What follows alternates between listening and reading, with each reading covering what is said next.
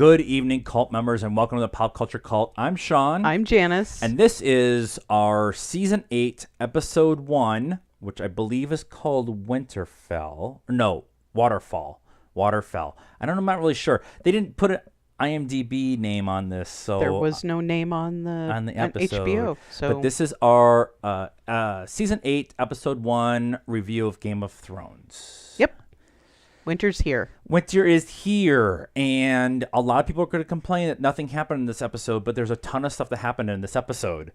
And the way we are going to try to explain it as at the end of last season, you introduced all the pieces. They are now all on the board, and that's what this episode was putting all the pieces on the board. Most of them are at Winterfell or King's Landing. Right. Except for... We'll get to it. All right, so let's get into it without any delay. This show starts with the no cold open this year. It goes right into the title card, and it starts at the hole in the wall. Yep. Spoilers. It's been a year and a half. So, if you've watched Game of Thrones, and if you're watching this, you've watched Game of Thrones, you know that the map is an important part. And as they move down from the wall, the ground starts flipping over, the tiles keep flipping over and changing into ice. Yeah, as winter comes down. Yeah, and then they get to, and it goes backwards. Normally it starts at King's Landing and works its way north. Now it started at the wall and is working its way backwards. Yep. It went to the Night's Watch castle or whatever whatever. Yeah. And then it went to Winterfell. Then it went inside Winterfell for the first time. We actually went inside a keep, castle, whatever it has been, and they show inside the actual structure and then down into the crypts. Yep. Which means that's going to play an important part. Right, a very important part. And then you get the rings or whatever is spinning around and the big glowy orb. And then it goes to King's Landing, and it shows King's Landing, and the first thing it shows is the walls being built on the outside of King's Landing. Yeah, them kind of closing the gates up or whatever. Yeah. And then it goes to the inside of King's Landing and then ends at the Iron Throne. Right. And that's the beginning of the episode. And the intro of every episode is important because it lays out what's going to happen. Yeah, it kind of shows you where you are or are going to be on the map in not necessarily that specific episode, but in the next couple episodes. They usually don't. What's affected in that time period within the show. Yep. And so they're showing you right away. The important parts are Winterfell, the Crypts of Winterfell, the King's Landing, and the Iron Throne. And that's everything that you should know. And the wall, and the hole in and the the wall. hole in the wall. But, I mean... At this point in time, if you don't know about the hole in the wall and you're watching Game of Thrones, then I don't know what you're doing. So it was an important part to kind of tell you how they're laying everything out. In the past, it's always been, Astros and blah, blah, blah, blah, blah, blah, blah, and whatever. But it doesn't really matter now. It's these three locations, and we're going forward. Then we get Dany and Jon showing up with the Thraki, the Unsullied, the Dany's army showing up to Winterfell. Right. Together. So now Winterfell knows that the rumors are true, that they're together. And then the dragons fly over and everybody kind of loses it. Right. They start running. Because at this point in time, at least for most people in the North, dragons are still mythical fantasy they've heard creatures. rumors, but they don't really believe them. Right. The big part with all of this is Arya standing in the crowd watching Jon and Dany ride in together. She sees the Hound, who the last time she saw, she thought was dead. She was leaving him for dead. Yeah, she robbed him and then left him for dead. She sees Gendry, which she hasn't seen since the Brothers Without Banners and and Melisandre took him off and everything. Yep. And she does not call out to Jon. She is a member of the group. Yep. She just kind of smiles and watches everybody go by. I wonder what that means. I mean, she picks her chance we were talking about later on about talking to John by himself. I don't know. I just feel like Arya's part of the family, but not part of that part of the family, right? She's not. She's almost like the Tyrion is to the Lannisters. He's a Lannister. She's a Stark, but Right. she's not She's the other one. going to be king, queen, whatever. Right. Tyrion's the same way. Somebody described her as the operative from Serenity and Firefly. Like she's the character who is an important plot generator, but ends up not really having anything to do with the overall story. And I think she has a lot to do with the overall story. I do too, but being Dany, Jon, Sansa, Cersei, that's not where she is going to be. Right. She is, like I said, down there with Tyrion, making stuff happen behind the scenes. She's never going to, at least at this point, sit on the throne. She's never going to wear a crown. Right. She's kind of behind the scenes. Yeah, she's like 7,000th in line at this point in time. And so Jon and Dany ride into Winterfell where Sansa and Bran are all standing, and the assortment of other people. Jon runs over and gives Bran a big hug. Yep. And it's a very emotional, good scene because Jon runs to Bran first and not Sansa because he's already had that moment with Sansa. Yeah. And he asks about Arya, and Sansa kind of makes a point of she's around here somewhere. It doesn't matter. And Bran was like, "We don't have time for this. We got shit to do." Yeah. In his very deadpanness. Yes, the undead are coming. Yes. We need to get going. Yes. But the most important part that happens here is because Dany and Jon show that they came in together. And it was very much the King of the North has bent the knee to this foreign queen, Lyanna Mormont, who actually ends up being the voice for most of the northern houses, voices her displeasure. Right. That she was there and stood up for him to get all the rest of the houses to back him, and he leaves and comes back, and he's turned all that over to somebody they don't know. Yeah, she's going to be upset. Even Jon said Northerners don't like foreigners. And so, kind of warning Dany as they came in. Right. Which kind of goes back to Bran saying, we don't have time for this. But the North hasn't seen the White Walkers yet. At least, in King's Landing, they brought one down to them. They've seen him. Right. The people of the North still don't get it. So... Right. It's still rumor and legend at this point in time. Yep. The dragon glass is here. That's an important part, and Gentry's kind of telling the guys that we got to be careful with all of this. Oh, by the way, the dragon's flying in as everybody's showing up to Winterfell. Yeah. It was kind of a cool little scene. Tyrion and Sansa finally reconnect after the death of Joffrey.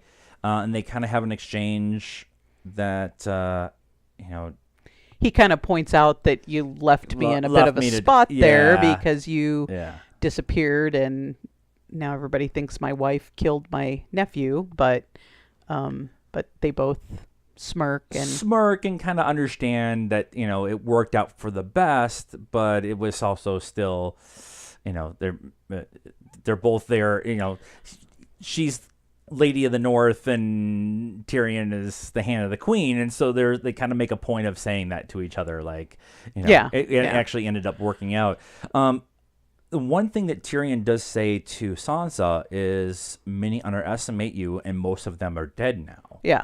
Kind of making a point of, you are way more important and way smarter than I think you maybe give yourself reference to. Yeah. It was a backhanded compliment, is how I took it. Yeah, but I don't know. I think she gets it. I think that he's just saying, hey, a lot of people didn't, you were just this mousy little girl who just wanted to be queen, and now look how far you've come. Right. And then Sansa kind of replies to Tyrion, because Tyrion makes comments that Cersei is coming with the Lannister and the Lannister army coming north, and Sansa's like, do you really trust her? Yeah. and kind of pointing out to him like like she's the one who actually understands that that Cersei is just not into it. She's just not.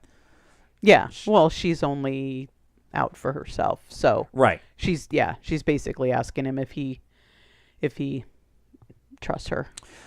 Right. Which and he didn't really answer. He didn't really answer, and I think put more question in his head about Cersei and what she promised and stuff like that, which is important, I think, for later. Or he already questions Or he already questions it, right, which is also true. Jon and Arya finally meet in private around the tree. They compare swords, which was pretty awesome.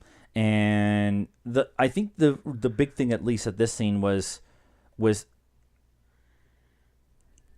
Jon still not really embracing being a Stark, and Arya still kind of like, no, you're one of the family kind of thing. No, it was the other way around, because Arya defends Sansa and says she is a Stark, and so are you. And no, Jon's the one that says I am too. Arya doesn't say it to him. Jon says it. Okay. No. All right. No, I missed. That's fair. That's fair. Yeah. Because Jon says, "I'm our family too." Yeah. And there was a nice little hug there, and kind of from stealing a line from Doctor Who, never trust a hug, because they both kind of hugged, but they both take turns closing their eyes in acceptance and I mean, they've both always been the outsiders in the family, which was their connection before. Right. She didn't feel like she was the girl that they that at least her mother wanted her to be, and he was a bastard, and so Caitlyn didn't like him either. So that's always been their connection. Right. But now they've kind of both come back, and it's like, hey, I'm a Stark, and so are you. Right. And that I can get that, like, acceptance of each other, because Sansa's always kind of questioning Jon, but Arya is on Sansa's side, but still accepting of Jon, and so that kind of helps them all out. Meanwhile, at King's Landing, Euron's fleet arrives with the Golden Company. Yep. And Euron with Yara. Yara is tied up on the boat on Euron's flagship, but the Golden Company commander, Captain Strickland, goes to Cersei with Euron and says, "Hi, we're here. We have 20,000 men. We have 2,000 horses and no elephants." And elephants was a big thing from the previous season. Like, Cersei was very disappointed there weren't any elephants. She made mention of it a couple of times. It was pretty funny. Like, no elephants. Oh, well, I was really hoping for elephants. And I kind of wonder if that's got some significance later. I don't know. Yeah, I don't know. Maybe she made kind of a big deal out of it. Captain Strickland, he's a hired hand essentially at this point in time. Yeah, and they make a point of, like, the Golden Company is here, and then that's it. They're like, he leaves, and Euron stays in the throne room, and pretty much says, "I've done everything you've ever asked me to do, Cersei, and I've shown you all the love that I can give you by bringing you this army and treasures and the head of your enemies, and you've given me nothing." Right. And Cersei finally caves and invites him into the chamber. Right. And Euron finally gets what he wants, but makes a point of not being comfortable with it. And asking kind of the, how do I stack up to your previous men? Oh, yeah. He definitely is like doing a little dick measuring there. Yeah, a little dick measuring, and also kind of pompous, and she kind of finds it amusing and all of that kind of stuff. But he also points out, "I'm going to put a baby in you," which is I think could be important for her if she's really pregnant, whatever. I don't think she's really pregnant. Cersei asks Bronn to murder Tyrion with the crossbow that he killed their dad with. And it's Cersei's hand, who I can't remember his name right now. But Qyburn, that's right, Qyburn. He's the one who relays the message. It's not actually Cersei who does it. Yeah, he's like, "Hey, she wants you to kill him with this. With this, Bronn won't do it. Bronn won't do it. I think he actually cares for Tyrion. Yeah. And he's like, I got a castle and a wife, and then everybody took it away from me. So now why do you want me to actually do this and kind of thing? Yeah. Theon finally has some balls and saves Yara. And that scene was short and satisfying all in one swoop. Yeah, because he busts in, like, this guy falls through the door with an axe in his head, and then Theon dun dun dun, dun through the door and cuts her loose, and then she gets up and headbutts him because you left me. You left me, and thanks for coming back, but you left me, and then she helps him up, and everything's better, and they were take off. And she was saying, let's be the port of last call if the whites win and stuff like that. Yeah. And Theon's like, he didn't say it, but Yara kind of says, you want to go to Winterfell and help Jon. Yeah. Because that's his other family. And, right. And she kind of gives her blessing to let him go. Yeah. And that kind of closes that chapter for the two of them, at least for right now. Right. But I think that she is going back to their home and gonna defend that. And go back. We go back to Winterfell, Jon, and there's a whole bunch of negotiation about let's get Jon and Dany together and marry and all this other stuff, whatever. But the big scene that comes out of this, Jon rides a dragon. Jon rides a dragon finally. And they have, from the trailer, you see the two of them flying. And Jon's like, I don't know how to ride a dragon, and there's really no way of learning how to ride a dragon until you ride a dragon. Yeah, and he says, "What if he doesn't want me to?" And she says, "Then it was nice knowing you." Yeah. But again, kind of leaning into he is actually a Targaryen, and they fly off and they find this waterfall thing, and they make a point of saying we get to stay here for 1,000 years, which is a callback to when Jon and I cannot remember her name. Jesus Christ. Wildling chick. Have their moment. His actual wife. Right, in real life. And so, again, making a point of, like, they are together, and then the one dragon is, like, judging Jon, like... Yeah, they're kissing, and he opens his eyes, and it's staring at him. And she's like, Dany looks at her and she's like, don't worry about them. Yeah. And so they go back to kissing, and he opens his eyes again. And it's still staring at him. The children may or may not agree with this courting. Don't you mess with my mom. Yeah, right. So we go back to Winterfell. Jon and Sansa have words, and Sansa's pretty much pointing out to Jon that the people of the North have. They were the ones who said, "You are the king in the North. You are our leader," and you turn around and bend the knee to this other person. And Jon's like, "I brought 2 armies and 2 dragons to help us defend against the whites." Yeah, and who is on the throne at this point right now means nothing. Absolutely nothing. Right. We all need to defend ourselves against the White Walkers, or we're all dead, so it doesn't matter. But Jon's playing one game and Sansa's playing another game. It still comes down to they haven't seen one, right? Cersei didn't believe in him either until they actually showed her. And so until they all see one and understand, that's been the theme for the last season and a half, that nobody believes until they actually see them. Until they actually see them, right. Yeah. Sansa did ask the question that everyone is wondering, and it's, did you bend the knee to save the North or because you love her? Right. And he did not answer. Right. They cut the scene, but I think that there was a little bit of both in there, at least. Well, there hasn't been a man yet that hasn't loved Dany at all, so. Right. But there's also, he's not wrong to bend the knee to help save the people. He's really kind of doing both.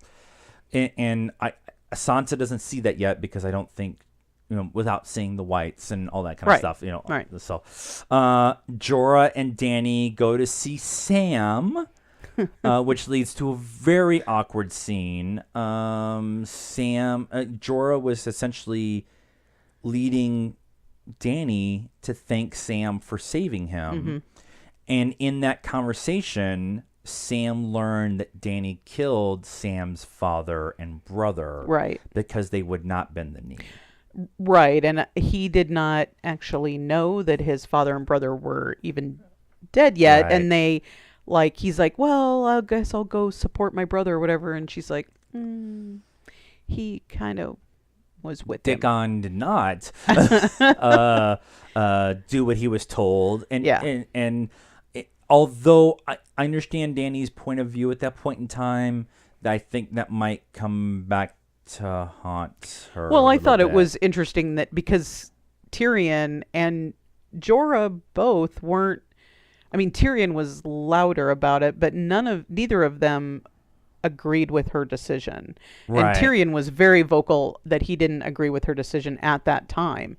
And this is the first time that she's actually had to deal with the aftermath of these decisions that she makes. It's very easy. Well, it's very, in her world, it's very easy to have her dragons wipe somebody out. Blow or some a couple, shit up. Yeah, or a couple people out Yeah. because they didn't bend the knee to her because she is the rightful heir and that's what you need to do. But she's never had to go then tell somebody, I just wiped out your family. Right. So, I kind of think that might be a little eye-opening for her. Maybe not. Maybe it's too late, but... It might be, but also Jorah kind of looking at her and going, like Jorah didn't even know. I mean, so I'm not.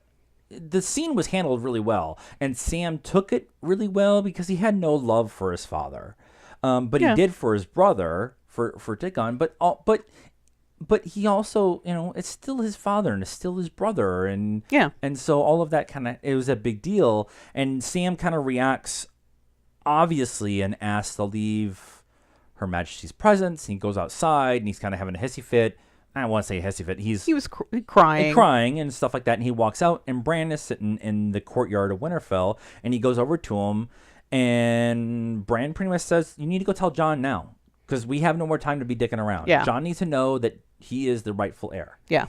And so we get this scene between Jon's in the crypt, lighting a candle for Ned. Yeah. Sam stumbles in. They have kind of falls down the stairs. Very Sam kind of thing. Jon hasn't seen Sam since Jon got back to Winterfell. Right. They have an exchange, and Sam falls in the crypt. So we have notes. Hold on. Sam tells Jon that Dany killed his father and brother, and asks him if he would have actually done it. Yeah.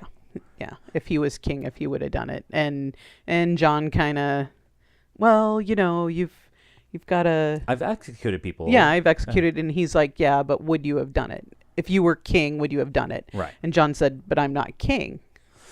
and Sam's like, no, I'm not talking about king of the north. I mean king of the seven kingdoms. And Jon's like, yeah, I don't understand what you're talking about. And turns around, and Sam explains who Jon's true parentage is, with references to the Maester's book and Bran's visions or whatever, explaining to Jon, you are the actual rightful heir, right? And you gave up your crown to save the people. Would Dany do the same thing? Yep. So he's already laying the groundwork for Jon to question Dany. Yeah. If he goes to Dany and says, I'm the rightful heir, will you bend the knee to me? Yeah. She's not going to believe him. She's not going to believe, what Bran had a vision and some kind of random thing in the Maester's book about how he annulled the marriage. She's not going to believe that. Right. She's going to need some kind of proof.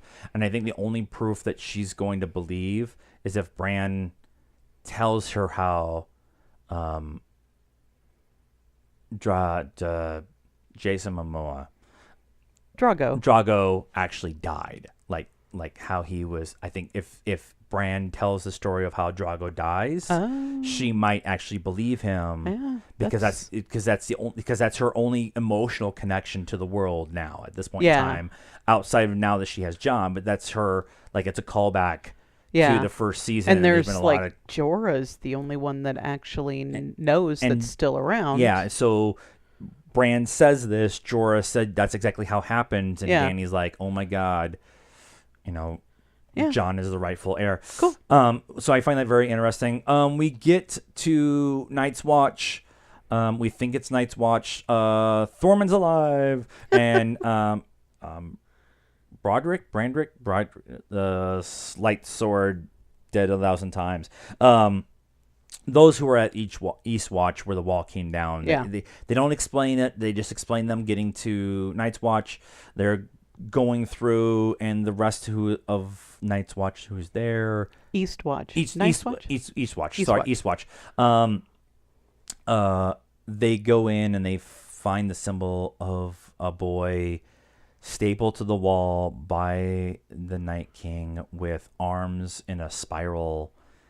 Very much a throwback to the first season when they were north of the wall and they found the spiral. Yeah, of the horses. They've actually found it a couple times, but yeah. So again, connections to the Children of the Forest and the symbology that they had, and symbology from the first episode of the first season, and all kind of stuff.